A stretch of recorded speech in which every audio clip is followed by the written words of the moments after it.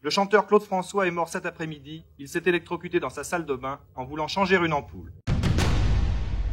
Le 11 mars 1978, la France s'arrête. Des centaines, bientôt des milliers de personnes se pressent autour du cimetière de Danemois. Les visages sont trempés de larmes, les cris résonnent.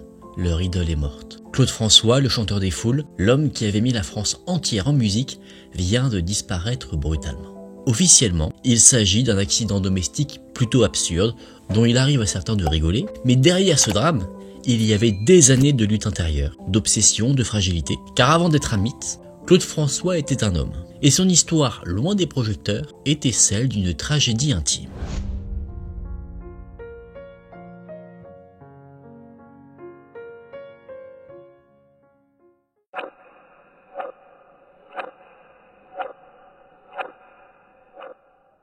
Claude Antoine Marie-François naît le 1er février 1939 à Ismaïlia au bord du canal de Suez en Égypte. Un monde ensoleillé, traversé par le bruit des cargos et des sirènes maritimes, où l'enfance semblait pouvoir s'écouler paisiblement. Son père, Aimé François, est un nom qui résonne comme celui d'un inconnu pour le grand public. Mais dans la vie de Claude, il fut à la fois une présence écrasante et une absence déchirante. Aimé avait tout du patriarche rigide. Chef du trafic du canal de Suez avec ses frères, il incarnait le travail, la rigueur, la discipline.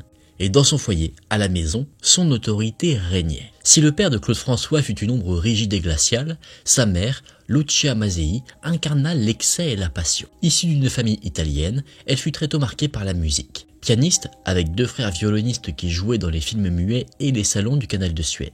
De cette fibre artistique, Claude héritera sans doute de son goût du spectacle, son besoin viscéral de rythme et de mélodie. Lucia, surnommée Choufa, faisait tourner les têtes avec son charisme et son caractère flamboyant. Aimé et Choufa, ensemble, donneront naissance à Marie-Josée, dite Josette, puis à Claude. Le jeune Claude, dans cet univers plutôt métissé, reçoit l'héritage de 2 mondes. La rigueur d'un père qu'il n'arrivera jamais à satisfaire, et la chaleur d'une mère protectrice, mélodieuse, qu'il ne cessera de chercher dans ses propres chansons.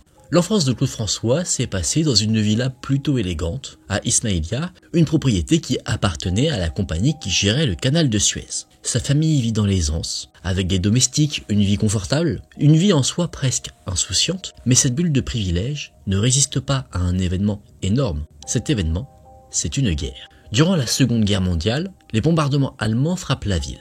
La villa est détruite, et Claude, avec sa sœur Josette, trouve refuge dans la maison de sa grand-mère paternelle. Une maison qui était située au cœur des quartiers populaires. Là-bas, l'enfant doré se mêle au peuple, aux Grecs, aux Maltais, aux Italiens, aux Arabes, et ce choc des mondes marquera son imaginaire. Entre faste et misère, Claude François se rend compte, à un jeune âge, que tout peut s'effondrer du jour au lendemain. Puis vient la période de l'école. Il est d'abord dans un internat confessionnel, puis au lycée français du Caire. Ses parents espèrent faire de lui un élève discipliné, mais Claude, lui, a autre chose en tête. Dès qu'il le peut, il s'évade, fasciné par la musique qui s'échappe de Radio Le Caire, qui se trouvait juste en face de sa chambre. Il passe des heures à écouter des disques venus de France, d'Amérique, absorbant ces sons comme une promesse de plus que la vie qu'il n'a. Il est un élève plutôt moyen. À l'école, il a la première partie du baccalauréat, mais pas la seconde. Mais lui en est sûr, ce n'est pas dans les livres qu'il trouvera sa voie, c'est ailleurs, dans la musique. Déjà, ses oncles musiciens lui offrent un premier refuge, un violon. Claude s'exerce, il s'épanouit, mais vient 1956, où encore une fois, l'histoire décide de chambouler sa vie. Le canal de Suez où travaillait le père de Claude François, un canal qui reliait la Méditerranée à la mer Rouge, donc concrètement l'Europe à l'Asie, était géré par la Compagnie du canal de Suez, une entreprise où les Français et les Britanniques détenaient la majorité des parts. Mais le 26 juillet 1956, Nasser, à la tête de l'Égypte, décide que le canal de Suez revient maintenant aux Égyptiens. Il chasse donc les Français et les Britanniques. Et cet événement a créé des tensions énormes. Les familles occidentales, comme la famille de Claude François, deviennent des cibles. Alors, beaucoup sont obligés à fuir, soit par choix, soit par obligation, et la famille François n'échappe pas à cette règle. Ils sont expulsés d'Égypte. Le départ est brutal, humiliant, marqué par des injures, des coups, l'hostilité d'une foule en colère. Le père de Claude François tombe de haut. Il se sent rejeté. D'un côté par le pays qu'il a accueilli, l'Égypte, mais aussi par le pays pour lequel il travaillait, la France. Le navire qui les emporte accoste au Havre. Dans un froid inconnu, lointain, la chute pour les François est immense. À Paris, puis à Monte-Carlo, la famille tente de se reconstruire. De l'aisance d'Ismaïlia, il ne reste plus rien. La famille est pauvre. Encore une fois, Claude François a la confirmation de ce qu'il pensait. Tout peut s'effondrer du jour au lendemain. Habitué à avoir sa chambre dans sa villa, maintenant il dort par terre. Il se nourrit quasiment uniquement de pain trempé dans de la vinaigrette. Et pour survivre, il est parfois obligé même de voler à l'étalage. L'enfant de la villa luxueuse est devenu un exilé, pauvre, un jeune homme en quête d'avenir, déjà meurtri par les événements que le destin lui a mis sur sa route. D'ailleurs, dans son corps même, la pauvreté a laissé une cicatrice. À force de manger toujours du pain et de la vinaigrette, il a eu un ulcère à l'estomac. Assez violent d'ailleurs, car plus tard, à cause de ça, il échappera même à son service militaire. Un événement, un souvenir, qui lui rappellera toujours ses années de misère.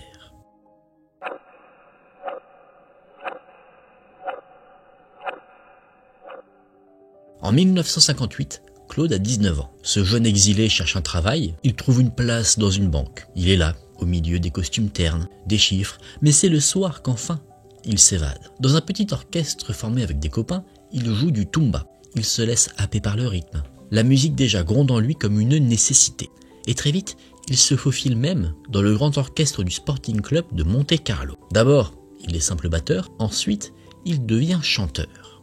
Il a même l'occasion de croiser le chemin d'une star américaine mondiale, un chanteur, Frank Sinatra, The Voice. Claude, à sa rencontre, est tout de suite inspiré. Lui aussi veut briller. Et là, la lumière se pose enfin sur lui. Le public s'enflamme lorsqu'il ose reprendre Mustapha de Bob Hazam en arabe. Claude François découvre alors, à la suite de ce succès, ce qui sera le moteur de sa vie, plaire, séduire et conquérir.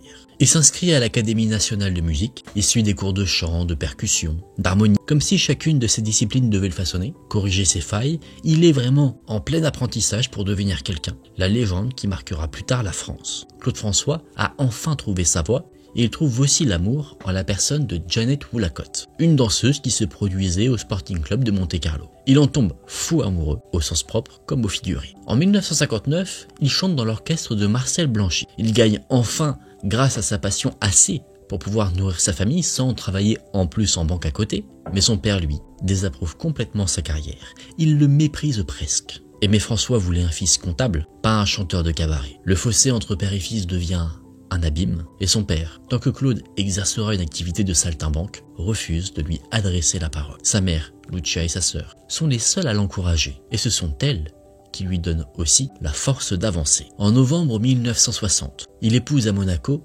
Janet Woolacott, celle qu'il aimait, et leur union aurait pu l'ancrer, lui offrir la stabilité qu'il cherchait, mais malheureusement, elle s'effrite. Claude est quelqu'un d'extrêmement jaloux, mais à un point maladif. Il est capable d'enfermer sa propre femme à la maison uniquement parce qu'elle a osé sourire à un autre homme. Plus tard, à l'été 1961, Claude François monte à Paris sur les conseils de Brigitte Bardot, à qui il avait donné des cours de danse. Elle lui a dit que s'il voulait lancer sa carrière musicale, il devait impérativement passer par la capitale. Pour lui, tout devient alors possible. Mais son espoir est taché par un bouleversement. Au cours de cette même année, son père, Aimé, meurt d'une maladie des poumons au bout de 2 ans de combats acharnés, sans même avoir adressé la parole à son fils. Même sur son lit de mort, Claude François n'a jamais pu parler à son père.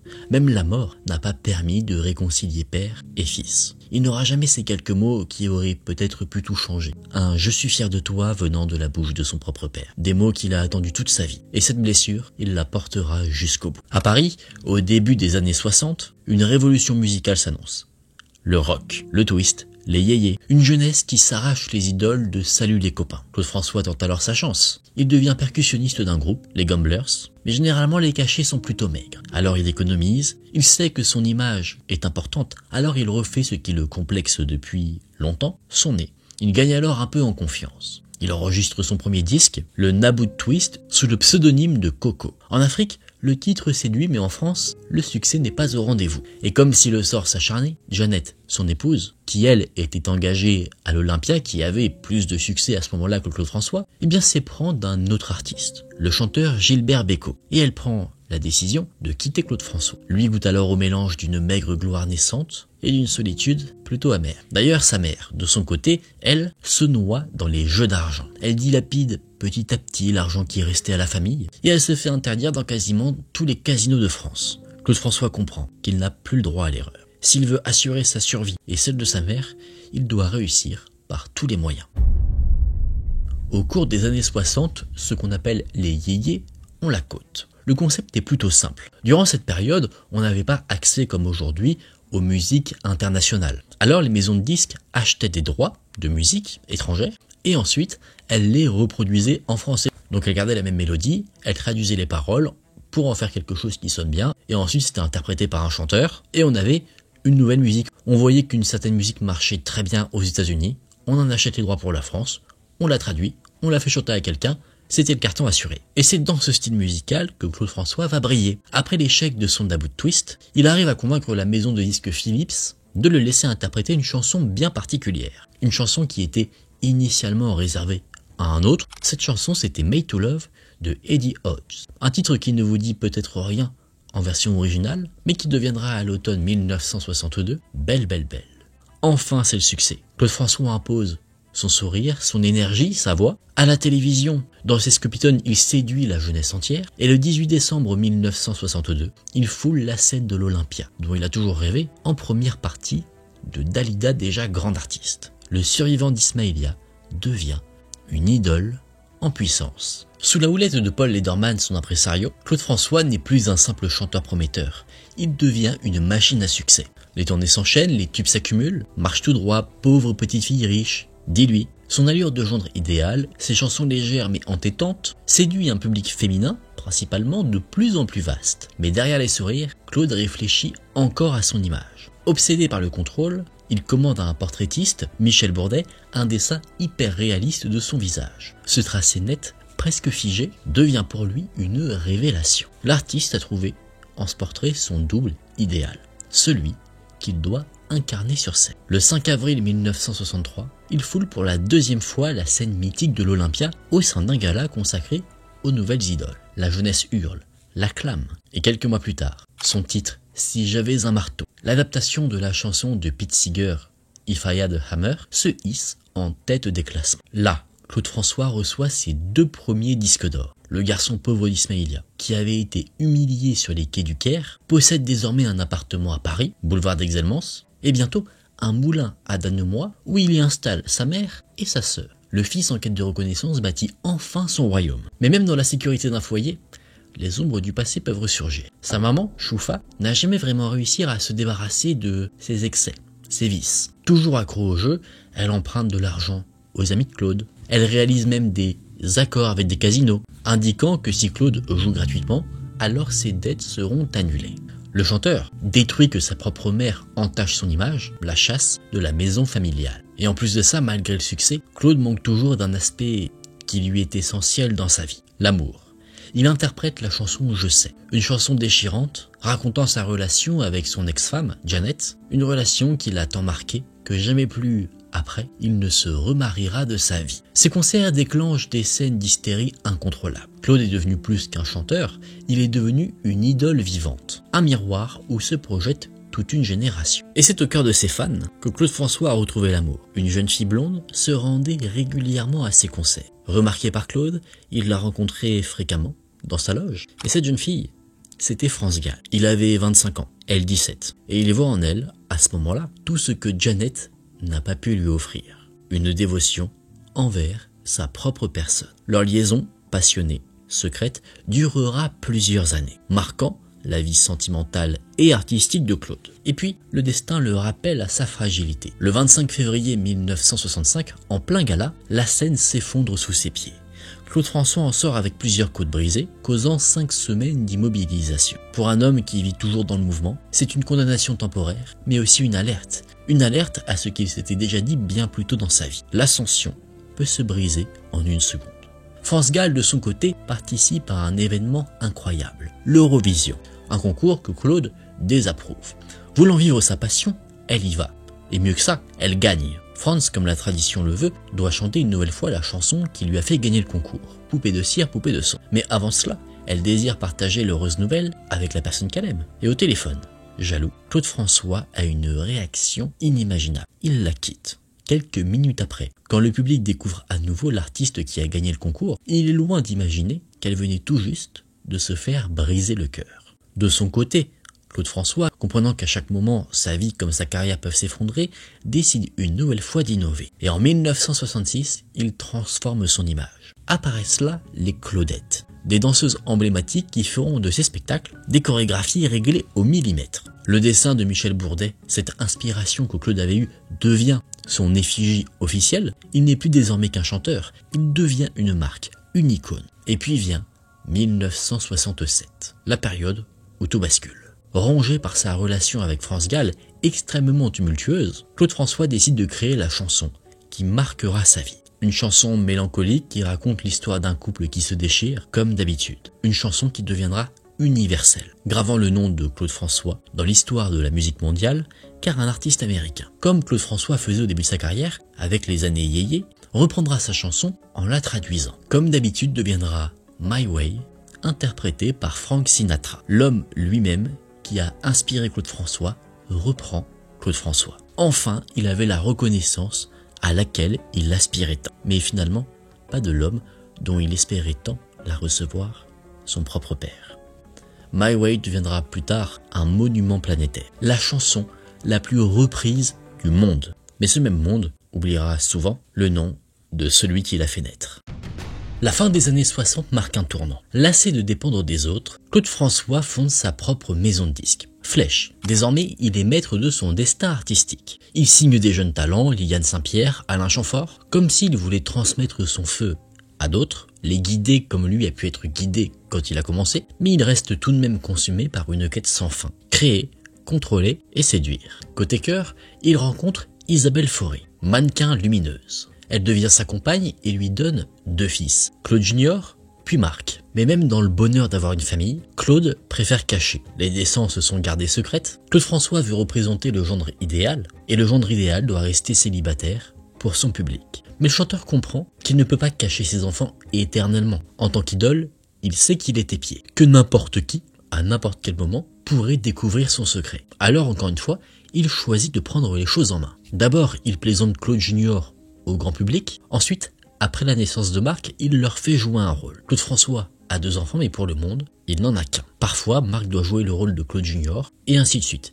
C'est-à-dire qu'à une soirée, c'était Claude Junior qui était là, et à un moment donné, sans que personne ne s'en aperçoive, il y avait un switch, et c'était le petit Marc qui prenait la place de son frère, et son frère, lui, était caché. Je sais, c'est quelque chose d'absolument fou. En 1968, il fait une tournée en Afrique, et là-bas, il est reçu comme un homme d'État. C'est sûr, l'enfant d'Ismaïlia a pris sa revanche. Celui qui cherchait l'admiration de son père obtient maintenant celle des nations. Mais chaque triomphe cache une fissure. La carrière de Claude François perd en vitesse. Il s'éparpille en projets, ses salles de concert ne se remplissent plus à 100%. Alors cette fois-ci, plutôt que de se réinventer encore une fois, il décide d'adopter une autre stratégie. Il simule un malaise en plein concert pour relancer sa légende. Pour créer un phénix, quelqu'un qui va renaître de ses cendres. Mais en 1970, il est victime d'un accident de voiture où là, il frôle la mort pour de bon. Visage brisé, nez fracturé, pommettes éclatées, et à peine remis, il repart en tournée. Rien ne peut l'arrêter, ou plutôt, il refuse de s'arrêter. Il a dupé son public une fois, il s'interdit de recommencer. Il veut tout lui donner, et même sa santé. L'année suivante, il enregistre à Détroit avec les Funk Brothers de la Motown, devenant ainsi le seul chanteur blanc à poser sa voix dans ses studios mythiques. Mais même cette consécration ne comble pas le vide intérieur. Ses amours se délient. Il se sépare d'Isabelle et il rencontre Sofia Kukkonen, une mannequin d'origine finlandaise. Lui a 32 ans, elle 19. Les visages qui sont autour de lui changent, mais sa solitude demeure toujours. Et la carrière de l'idole des jeunes continue. Mais petit à petit, il s'épuise. Épuisé, déprimé, il se retire plusieurs fois de la scène, mais son addiction revient toujours plus forte. Sa mère était addicte au jeu, lui est addict à son public. Il revient, encore et toujours, avec de nouvelles idées, en se renouvelant avec un énorme succès, le téléphone pleure. Cette chanson qu'il interprète avec à ses côtés un enfant. Claude François a enfin trouvé l'équation parfaite, drame intime mélangé à mélodie populaire. Le 1er juillet 1972, il rachète un magazine toulousain, Podium, et il le transforme en seulement quelques années en la plus grande publication pour la jeunesse de France. 400 000 exemplaires vendus, un raz-de-marée qui écrase la concurrence, menée depuis longtemps par Salut les copains. Claude François n'est plus seulement qu'un chanteur adulé, il devient d'un côté le directeur de la jeunesse française et un stratège qui arrive à modeler les rêves des adolescents. D'ailleurs, lorsque Claude François apprend qu'un magazine rival veut divulguer l'un de ses plus grands secrets, le fait qu'il ait 2 enfants et pas un, il décide, son obsession oblige, à prendre les choses en main. Il se dit que si quelqu'un doit annoncer l'existence de son 2e enfant, autant que ce soit son magazine plutôt qu'un autre. Alors c'est ce qu'il fait. Il révèle en première page, comme si de rien n'était, l'existence de Marc, son 2e fils. La même année, il fonde Girl Models, une agence de mannequins ajoutant une nouvelle corde à son arc. Ses conquêtes féminines, son attrait obsessionnel pour l'image, trouvent ici un prolongement naturel. Mais derrière le vernis du glamour, certains choix dérangent. Parce que même les idoles ne sont pas à l'abri des coups du destin. Le 4 avril 1973, les journaux révèlent l'inculpation de Claude François pour fraude fiscale. Derrière les projecteurs et les cris d'adoration, l'administration fiscale l'accuse d'avoir dissimulé durant 3 années durant ses bénéfices personnels ainsi que les profits de 2 sociétés dirigées par sa sœur et son beau-frère. L'empire qu'il avait bâti commence à vaciller. Le 24 juin, le verdict tombe.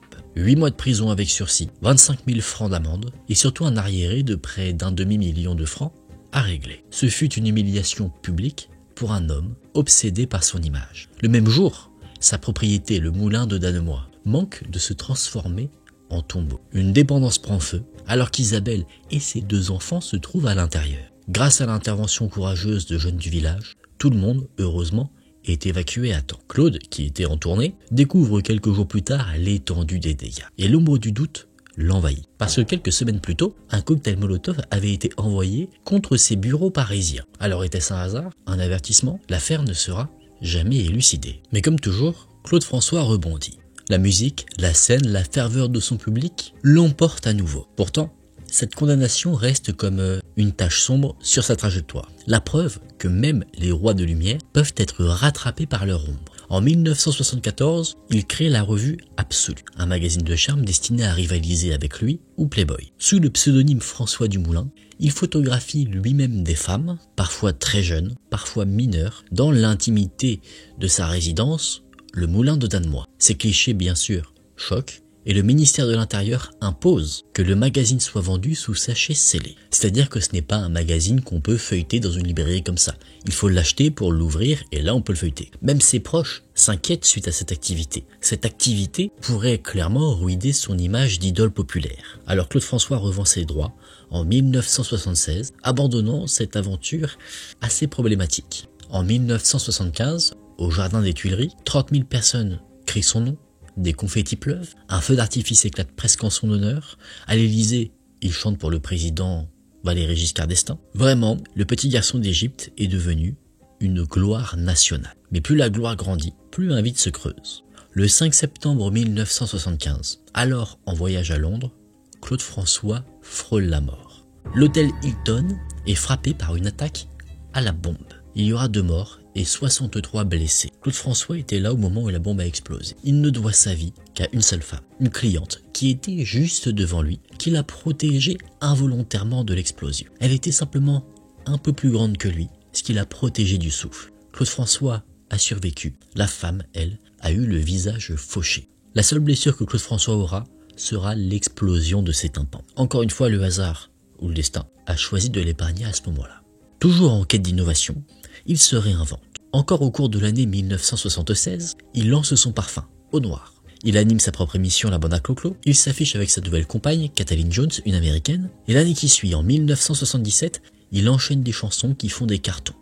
Je vais à Rio, Magnolia Forever, des chansons que vous connaissez probablement. Ces shows ressemblent à des cérémonies et atteint clairement l'apothéose. Mais sous les projecteurs, les fissures s'élargissent. L'obsession des détails le ronge, la fatigue le guette. À mesure que les foules dansent, l'horloge, elle, continue de battre. La nuit du 25 juin 1977, une scène incroyable se produit. Claude François quitte un tournage avec Michel Sardou et il prend la route pour aller à sa résidence de Danemoy. Il était accompagné de sa compagne de l'époque, de son chauffeur et de son habilleuse. Sur l'autoroute, un banal échange de dépassements se transforme en chasse à mort. Lancé à 230 km/h, un homme dans une voiture fait feu sur le véhicule de Claude François. Pneus crevés, phare éclaté, carrosserie criblée, il y a même une balle qui s'enfonce jusque dans le tableau de bord. Par miracle, personne n'a été touché et suite à l'enquête, on suppose que les assaillants étaient liés au grand banditisme. Claude François, encore une fois, échappe à la mort, mais à chaque fois, les années passent et l'horloge du destin se rapproche inexorablement, comme si d'ailleurs ce même destin, assez cruel, multipliait les avertissements. Et qu'au bout de cette série où Claude François a réussi à s'en sortir, attaque à la bombe, fusillade, eh bien la grande faucheuse lui a réservé un destin assez absurde, mais inévitable. Claude François n'était plus seulement un chanteur, il était devenu une marque, une machine, une légende vivante. Mais plus son empire grandissait, plus l'homme, lui, s'éloignait. Dans cette course effrénée à l'expansion, une question obsédante restait sans réponse. Que reste-t-il de l'homme derrière l'icône? En parlant d'homme, ne voulant pas priver ses enfants d'un amour qui, lui a manqué, Claude François a repris contact avec sa mère, Choufa, pour l'inviter à revenir dans la résidence familiale, afin qu'elle puisse voir ses petits-enfants grandir. Néanmoins, suite à cette décision, il s'est quand même assuré qu'elle ne remette plus jamais un pied dans un casino. Dans ces dernières années, Claude François rêve grand. Prendre des vacances pour retourner quelque temps là où il est né, en Égypte, avec sa famille, mais il voit encore plus grand pour sa carrière.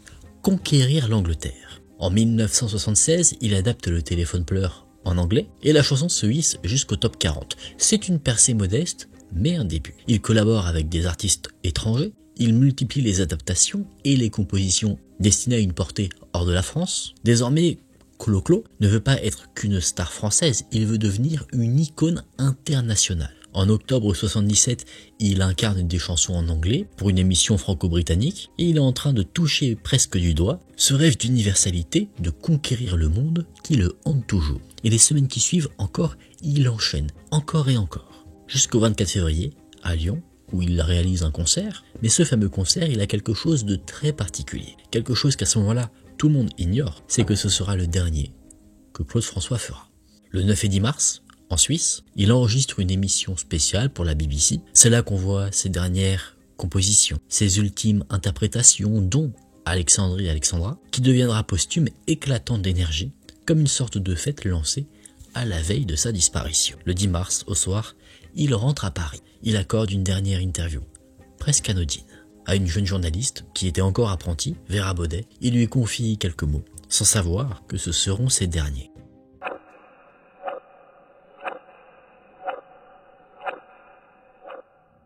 Aujourd'hui, Claude François est un prisme complexe. Véritable légende musicale française, mais ayant de nombreuses parts d'ombre. Tout d'abord son caractère. Derrière l'image un peu lisse du chanteur souriant, ses proches décrivent un autre Claude François. On parle d'un homme obsessionnel, colérique, maniaque, mais tout aussi généreux. Certains de ses proches diraient même qu'il serait considéré aujourd'hui comme quelqu'un de bipolaire. Ses anciennes Claudettes, ses paroliers, eux le définissent comme quelqu'un d'exigeant, de perfectionniste, hypersensible, capable d'élégance et d'intelligence, mais aussi d'accès de fureur, capable d'humilier, de punir, puis dans la minute qui suit de tout faire pour se faire pardonner. Pour résumer ça, il demande pardon avec la même intensité de ses colères.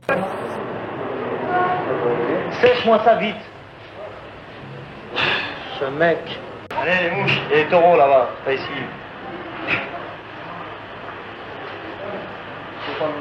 Les poissons. Ce mec, vous voulez pas un titi, je vous le fais cadeau. Vous n'en voulez pas? Je le paye pour qu'il reste avec vous. Je vous l'offre gratuitement. Quand j'ai quitté la scène, vous venez 10 minutes après. Hein?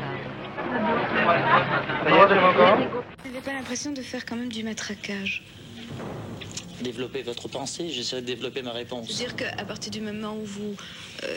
Je vois que vous avez la oreille dure. Je répète que je ne mets que les éléments qu'on me demande. Et pourquoi dans Podium fait-on un culte Clo-Clo? Je vais vous le répéter, mais pour la dernière fois, je vais m'énerver après. Nous avons un classement qui est établi à partir des listes et des lettres, c'est vrai, majoritaires, et à partir de ce classement majoritaire, nous donnons ce qu'il faut là-dedans. C'est simple au possible, on essaie de trouver encore là un vice quelconque, et malheureusement, c'est tout ce qu'il y a de plus simple. Et sain.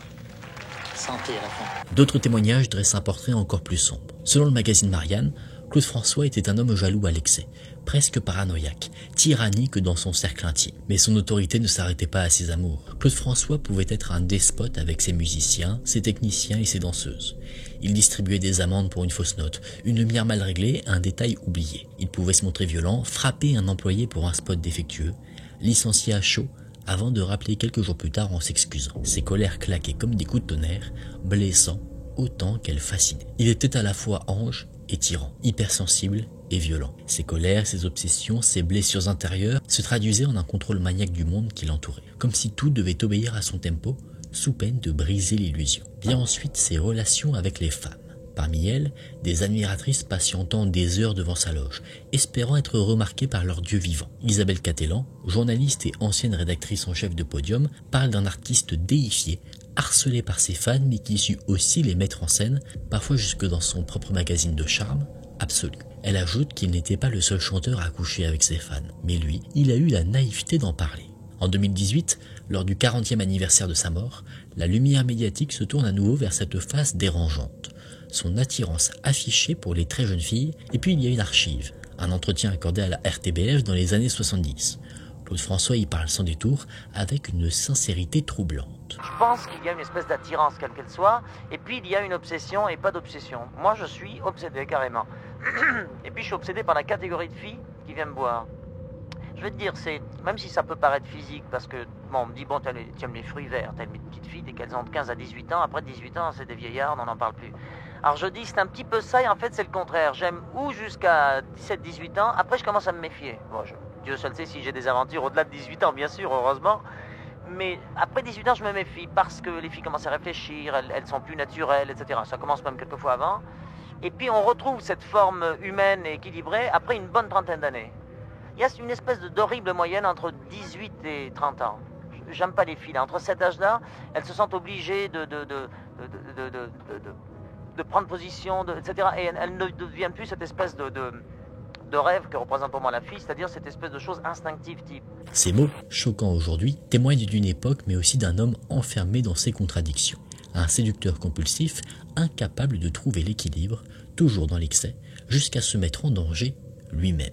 Claude François n'était pas seulement une idole solaire, il était aussi un être déchiré, prisonnier de ses obsessions, de ses pulsions, de son besoin maladif de séduire. Et c'est ce mélange de lumière et d'ombre, d'éclat et de scandale, qui fait encore de lui une figure aussi fascinante qu'inquiétante. Et en 1998, surgit une des histoires les plus troublantes. L'existence d'une fille cachée. Julie Bocquet, née sous X à Gand en Belgique en mai 1977, adoptée à 2 mois. En 2018, elle apparaît pour la première fois à visage découvert. Un test ADN confirme, elle est bien la fille de Claude François. Elle serait née d'une liaison clandestine marquée par un terrible déséquilibre. Sa mère, adolescente de 13 à 15 ans selon les sources, aurait affirmé en avoir 18. Ainsi se révèle, bien après sa mort, l'une des facettes les plus sombres de Claude François. Derrière l'image lisse et contrôlée, un homme incapable de contenir ses excès, enfermé dans ses désirs et ses contradictions.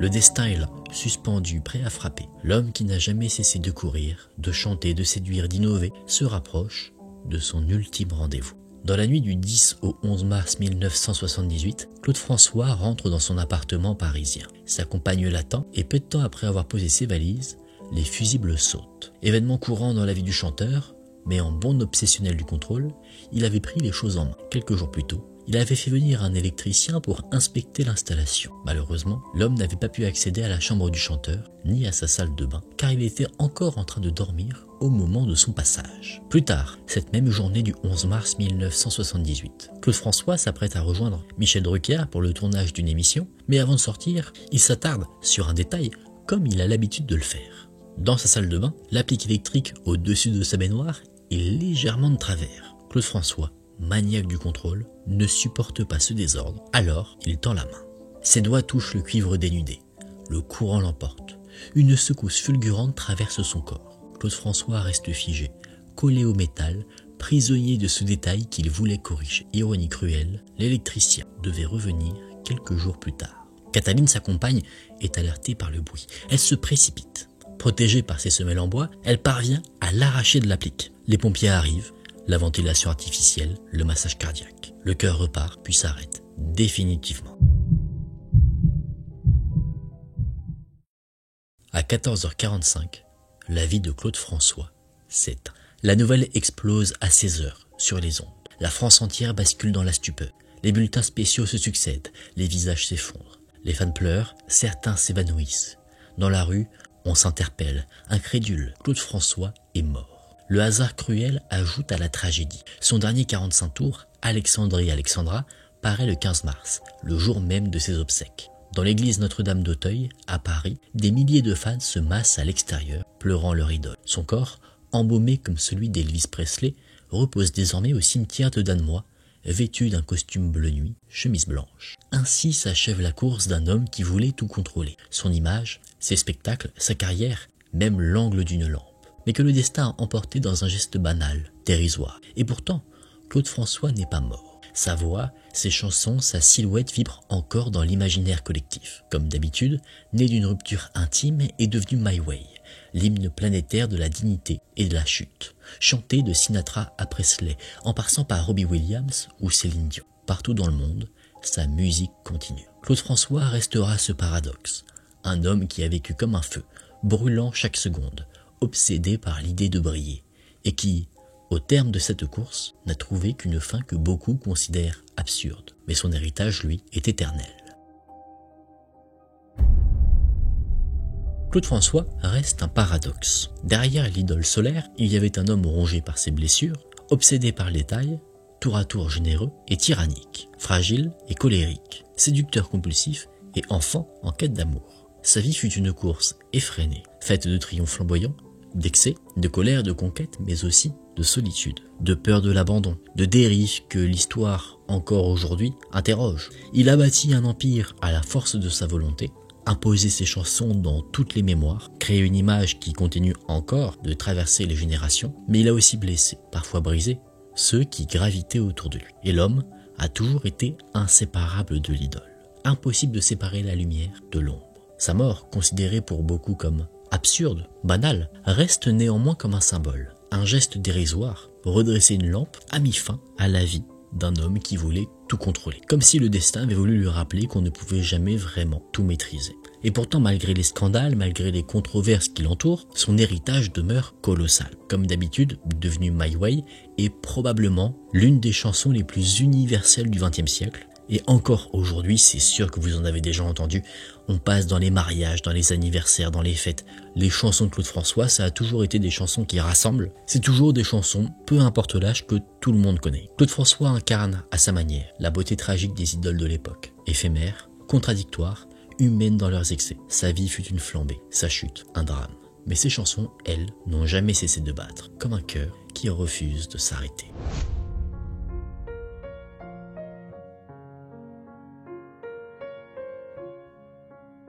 Mesdames et messieurs, on en a fini pour cette vidéo, j'espère que ça vous a plu, que ça vous a intéressé. J'avais envie de faire cette vidéo, de vous présenter un petit peu quelle était l'histoire derrière un artiste qu'on connaît tous, mais je pense honnêtement, pour en avoir un peu parlé autour de moi, qu'il y a plein de détails parfois affreux de sa vie que vous ne connaissez pas. Donc je me suis dit pourquoi pas les faire découvrir. J'espère que vous avez passé un bon moment, vous avez découvert des choses. N'hésitez pas à me dire ce que vous avez pensé de tout ça en commentaire. Laissez un j'aime et abonnez-vous si le contenu vous a plu. J'aime beaucoup faire ce genre de format, donc il y en aura d'autres. Merci d'avoir regardé la vidéo jusqu'à la fin. Je vous dis à très vite dans une prochaine vidéo. Prenez soin de vous, c'était Aken. Salut.